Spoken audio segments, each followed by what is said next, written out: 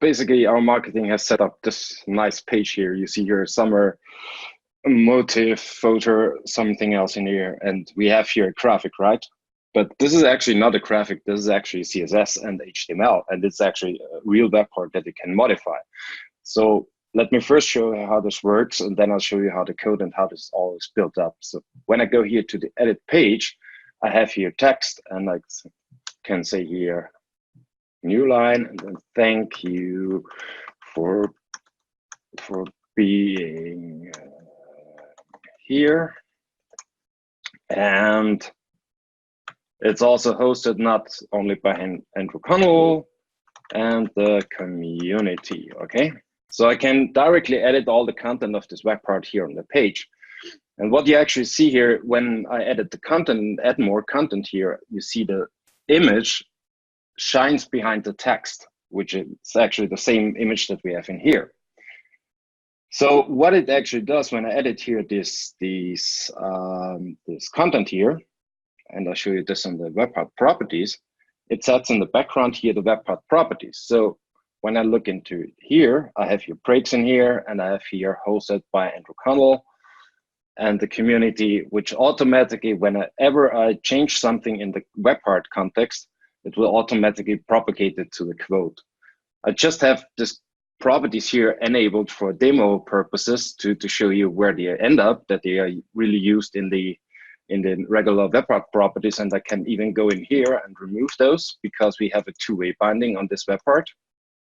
Whenever you edit here something directly on the page, it will be set here as properties. And finally, I would actually hide this from a real productive use because there is a small gap in here because you can insert here all kind of HTML, what you don't want to have the user to enter in here. So the trick to do this is actually pretty simple. And I'll show you how this works on the demo web part. So I add here another instance in my workbench, in my local one, which has block quote. Again, can here change my text. And I have two text areas here with the main content, and here below for the author of the comment.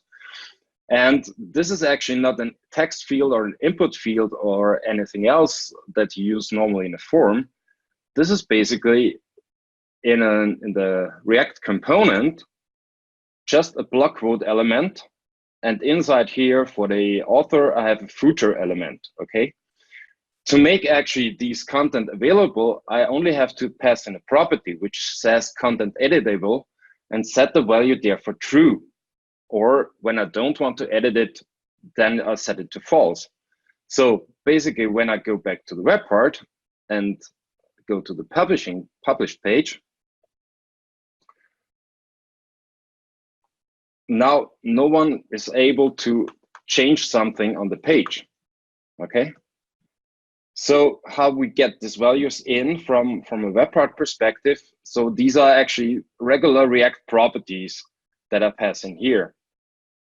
And from the main web part TypeScript file, I initiate this block quote NAD, and then I give him some properties like the quote that actually should be displayed on the page, the author, the editable, and this is something that comes with the web part context. So you have this display mode equals 2, which means you're in edit mode. So it automatically passes in the true value. And when you're on a preview or on a display mode, then it actually is, you have it set to false.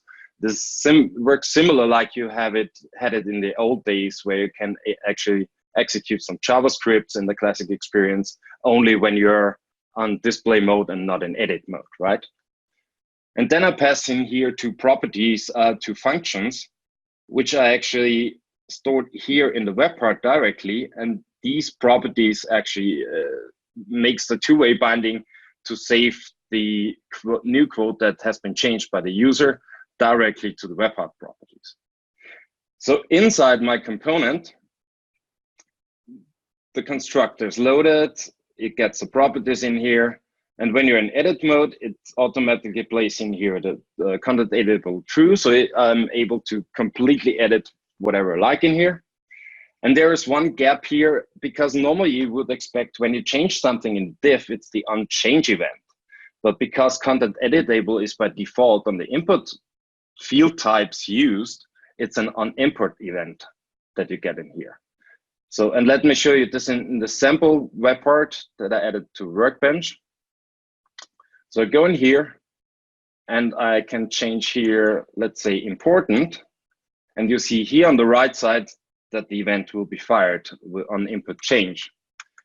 On the other hand, when I would have registered this event on change, nothing would happen. So what you see here, it's the inner text that I get from this element, from this block quote directly without using an input or text field. I have here an inner text which actually has then already the break in here. And I do some cleanup here because normally with the content editable, you are able to paste in directly HTML code, which I don't want to allow. So I completely clean up all the HTML tags. And the easiest way to do this is when the event is fired, there's when the block quote actually changes here, the easiest way is I get the target, which actually has is my element where the event is registered on, and this has an inner text property. So I only get the inner text of that web part, and all the HTML elements that are on there are already removed. The only thing I need to do, because I get carry a new line in here, I need to replace them to regular break elements. Then for one thing, I update the state here. And what I also do, I pass this save quote property with the clean HTML up to my web part. And then I save it here in the quote properties. So whenever something changed in here, I actually pass the clean up HTML directly to the web part properties. Okay. And I also do the same with when you look down here, I have the footer, and this is also editable in edit mode. It has a placeholder on here, and also here another on input event, which says change block quote author bind this. And what I also do in here, I replace the new lines with empty blanks because I don't want to allow actually the user to enter new lines for the auto field. Okay, so it's just should be a single line of text. And then I pass in again, or call this function from the block quotation NAD web part file, this method with the inner text, what has been entered in the author field in this case. Okay.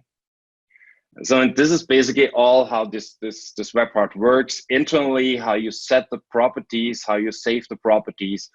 That's all from this side, and that's all the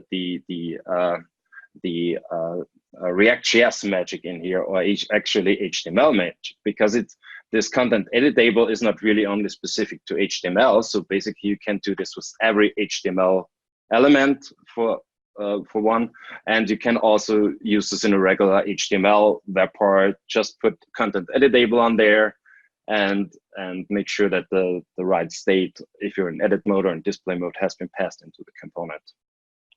So you can use it in Vue, AngularJS, or whatever. So it doesn't always have to be a div element. It can also be a footer. It can be a spawn. The reason why I entered here in the block quote actually a div element, or put in here a div element, is because I want to have two separate zones that I can edit independently. So because I want to save for one time, I just want to save the quotation, the quote, and the other thing I want to save here in the footer is actually the author. And when I do regular block quote, you might not have the div inside, and then you just would put in the text in there, but then you're actually are editable of the whole block quote element. And this was the reason why I split it up between footer and div element. Okay. So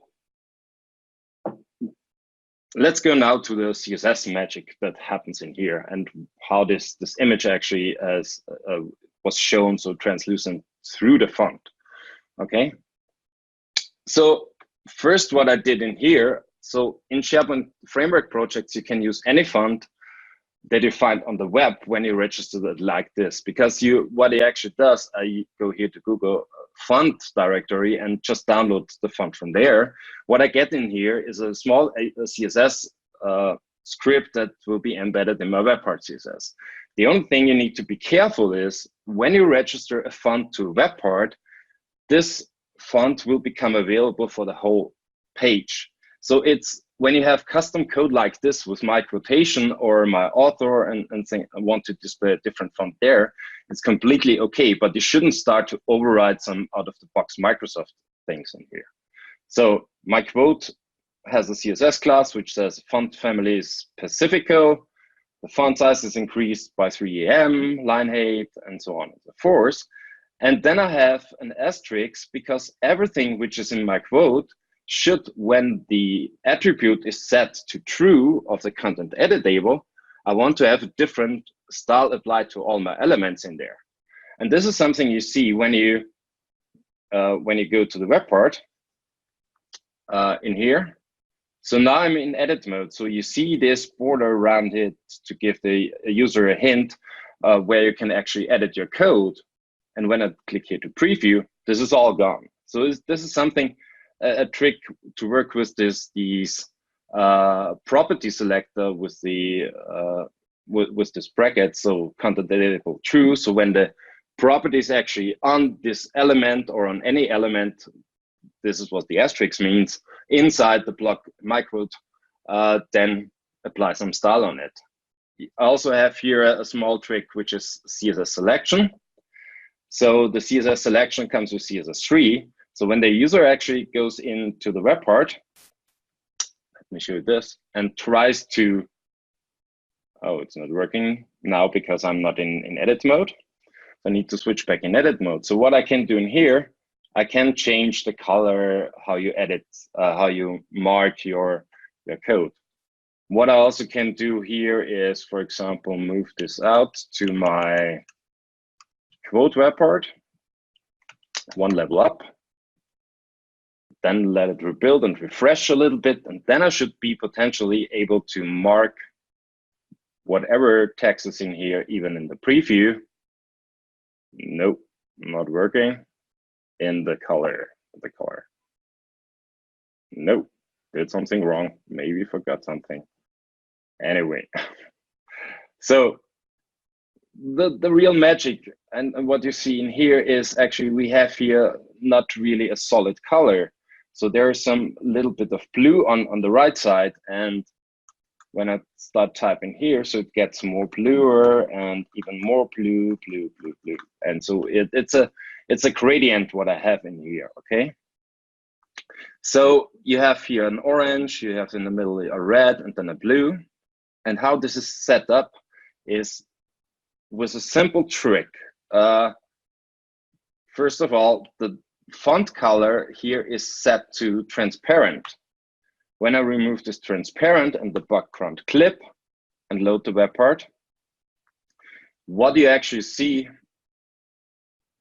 is some red text on the gradient. And now you see actually the gradient that will be applied on the font. Okay. So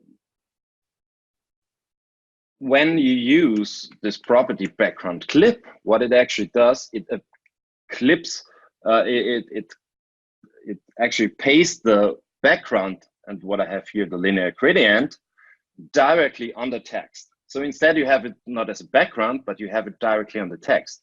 And when I do this just with a background clip here, and then save it and reload the web part, and should be reloaded, then you actually see here just the red color. You don't see the gradient yet. So let me make this a little bit bigger. You don't see the gradient yet. The problem is because you clip a background on it, you don't want to have a color for the text. And the easiest ways to do this is say color transparent, okay? So this transparent color actually makes my whole font transparent and let the background that is actually on the quote element shine through. And when you look here now, we have here again, and let me add some text in here, the blue on the right side and the orangish on the top left. And this is actually exactly the same thing that happened here with the background image. So the only thing I did here is I just specified a background image, then set background clip to text, and then I make the color of the font transparent. So that's all fancy new. This part here is all fancy new CSS3 code, right? What if I have to use still Internet Explorer 11? So let me show you this with this example, and let me fire up my Internet Explorer 11. And what you see here, actually, it's